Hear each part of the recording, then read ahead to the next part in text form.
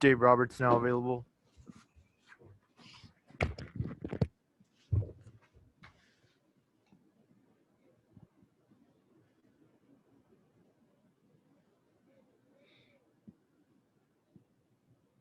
First question's from Alanna Rizzo. Go ahead.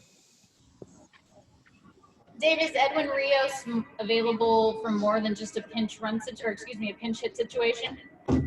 I think tonight it'll just be isolated to a potential pinch hit at bat. What gives you the confidence in him that he's going to be able to do more for you throughout the CS? I think just talking to Edwin, talking to training staff, and also watching him progress each day. So he's going to start taking some ground balls today, start kind of progressing into that part of it. So just the history of the last few days. And you had expected to have to add an arm based on the fact it's a 7-game series with no days off. What makes sense about Alex Wood on your CS roster? I think for Alex, it's the track record, the history of being in a postseason, pitching on a big stage, and also just the pitch mix, preparing for these guys and how he matches up. So gives us a couple innings of coverage if we need that as well. Thank you. Next question's from Dave Vassay. Go ahead. Dave, you guys have been isolated for quite some time, and you heard, the NBA guys, the Lakers, say last night how close it brought their team together. I know you guys were a tight-knit group before, but has it brought you even closer, being isolated, just yourselves? Yeah, I think it has. Guys are spending a lot of time together when we're away from the ballpark. And also, I think it's the families, to be quite honest. I think that there's a lot of families spending time with one another, getting to know one another while we're away and when we're in the bubble. So this has been, I think, not ideal, a different, unique circumstance, but I think that there's been a lot of positives that have come out of this. Have you seen any of that spill over on the field? I mean, we talk about that meeting that Turner and Mookie had before the playoffs started here. Do you see any spillover on the field? I do. I just think that it just speaks to continued trust. And I think that everyone, you like to think that everyone likes their teammates and respects them. But I think that the level of trust, the more time you spend with anyone, that level is going to be enhanced. So I think that that's with players, coaches, and families as well. Thank you. Next question's from JP Hoornstra. Go ahead. Dave, as you reflect back on your time here in the ballpark, I'm wondering how much adjusting was there either on offense or on defense that a team playing here for the first time in the NLCS might take a little time to adapt to? I thought we played a good series here, during the regular season against the Rangers. I think the more time you spend at the ballpark, the backgrounds, how the field plays, certainly is beneficial. I think for us, as far as kind of how we're attacking this postseason here, I don't even necessarily think it's ballpark specific. I think that just trying to win pitches, win 90 feet, keep the line moving, that plays in any ballpark. I think it's just been made of more of a topic because some balls that we would have hit out that have been out of other ballparks aren't going to the ballpark. But I still believe that this kind of way to play baseball in the postseason is the way to do it. Thank you. Next question's from Jon Morosi. Go ahead. Thanks, Dave. In what ways do you think we're seeing the best version of Corey Seager now, especially when you compare him to where he was in the playoffs last season? I think for me is, the defense, obviously he's playing fantastic defense. But I think on the offensive side, one thing you're looking at the base running, taking extra bases, and now you talk about the at-bats. I think that every single at-bat he's taking in the postseason, he's taking like it's his last. And if they're going to throw him strikes, he'll offer at it.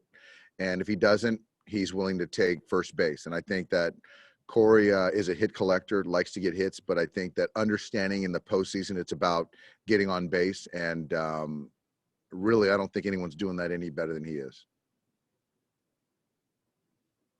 Next question's from Jorge Castillo. Go ahead. Dave, there was a point here in the season where you guys are struggling against lefties. Was that just an anomaly that corrected itself, or did you guys change how you guys were approaching them? I think it was just an anomaly. I think if you look at the track records of all these guys, I think AJ was the only guy that was kind of living up to his career against left-handed pitching. So it just kind of balances itself out. So where we started, hopefully it kind of rights itself tonight. Are the Braves staying where you guys are staying? We are. We're sharing the same space. Yes. Is that strange? Well, it's the same thing we did last year's with the Padres. And just what do you guys get to do, like group activity, like as a team? You guys get to hang out during the bubble? You guys get to? Yeah, we're hanging out. There's activities for both clubs separately. There's whether it's ping pong, it's skee ball or air hockey. Outside, guys are outside. There's a basketball hoop out there. Guys are spending a lot of time with their family, so that's been good too. Thank you. Next question's from Sarah Spencer. Go ahead. Hey, Dave, kind of a broad question for you, but what stands out to you the most about this Braves pitching staff, and what are your thoughts on what they've done in the playoffs so far? I think the thing that stands out the most, is the age of the starters. Young guys, very talented, and Max is kind of the leader of these guys, and he's a young guy himself. Very talented, all of them. And I think as far as the bullpen, they're the kind of the grizzled veterans. So I think that for me, it's just a really balanced team, but this staff has done a very good job of preventing runs. Next question is from Scott Braun. Go ahead.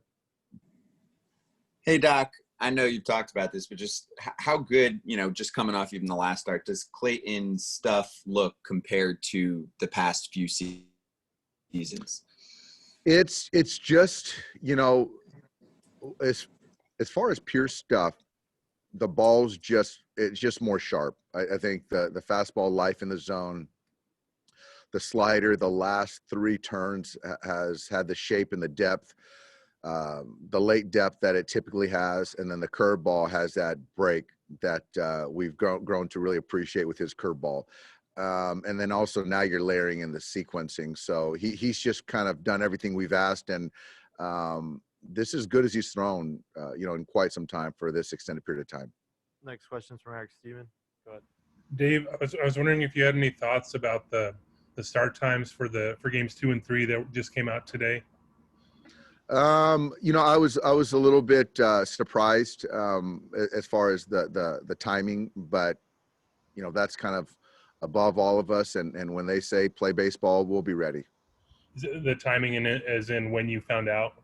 The timing when we found out, and I think just kind of we're used to playing at night, like later, but it really doesn't matter. Yeah. Okay. So it's not like we're like right now, for instance, the AL game's going on, you guys, if you would have slotted into that same slot, you're playing a little later. So that's generally okay. Right. Correct. Do you think it plays into like how the field might play with the roof open, like the balls might carry, or is that not early enough to sort of factor in there? No, I think that, I think that as I've understood that the ball does carry a little bit more with the roof open, and I just don't know as far as tomorrow with the game time, shadows might come into play. So we're going to look at that actually during batting practice today. Next question is from Maria Torres. Go ahead. Hey, Dave, kind of a weird question for you. You were with the Padres at the time that they drafted Max Fried. I was wondering if you heard much about him leading up to that and around the draft and after he was traded. So, yeah, I've known of Max Fried ever since he was in high school. And I remember him obviously being very athletic, close with his family, and was, very successful and just really took off once he got traded over there to Atlanta. But very likable guy. I've never personally met him, but heard nothing but good things. Great. Thank you, Dave. You got it. I got time for one more. Go ahead, Stephanie. Hey, Dave. Clayton said the other day that he's been trying this season to be, he said, less stubborn and more flexible, more open to changing up his routine a little bit. Have you seen that? I have. And a person who is built like Clayton is and has had the success that he has, that's not easy to do. So I applaud him for his efforts. And it is good to see that he's kind of adjusted some things and still had the same success. So, I applaud him for it. And I'm always trying to help move that needle as well, because I think that just continuing to grow is always a good thing. Thanks, Dave.